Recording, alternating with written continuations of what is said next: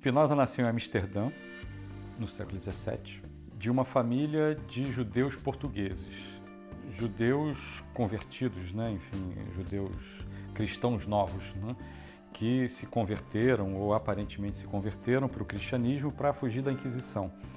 E a família dele saiu de Portugal e foi para a Holanda, que era o país democrático, aberto, de livre pensamento e tolerância em todos os sentidos, inclusive religiosa, mas de pensamento de modo geral, naquela época fugindo de Napoleão, né?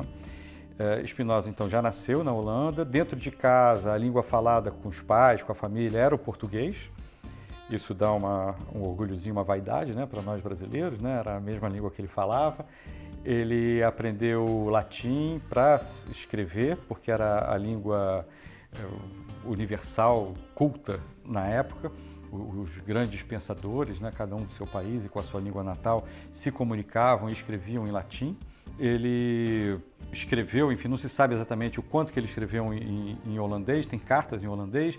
Um primeiro livro dele, anterior à grande obra que é a Ética, o Curto Tratado, existe uma edição em holandês, mas se considera que essa edição foi escrita pelos alunos de Spinoza e não por ele próprio. Mas enfim, então esse é o contexto, né, do Spinoza. Ele, em Amsterdã, a família e ele também já se assumiram judeus. Eles viviam no bairro judeu, até hoje tem uma estátua linda lá no bairro do Spinoza. E pelas ideias dele, antes que ele publicasse qualquer coisa, quando ele fazia os estudos rabínicos, né, ele foi julgado e condenado pelos judeus, né, na religião judaica, e ele não quis se retratar do que ele pensava, ele não quis se calar, né? Essa opção foi dada a ele e ele não aceitou. Então ele foi expulso da comunidade judaica e amaldiçoado. O texto do Xerém ou do Herém existe, é conhecido, tem tradução em todas as línguas, inclusive em português, né?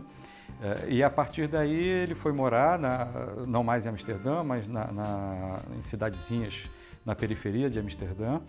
Ele sentia receio de voltar para Amsterdã. Teve um episódio também que ele tomou uma facada nas costas de um judeu mais radical, revoltado com o pensamento dele.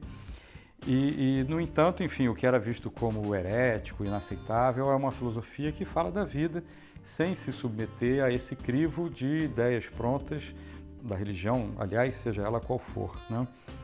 E esse pensamento que, ao mesmo tempo, é tão daquele momento e tão atemporal e útil para todos nós até hoje e certamente para sempre.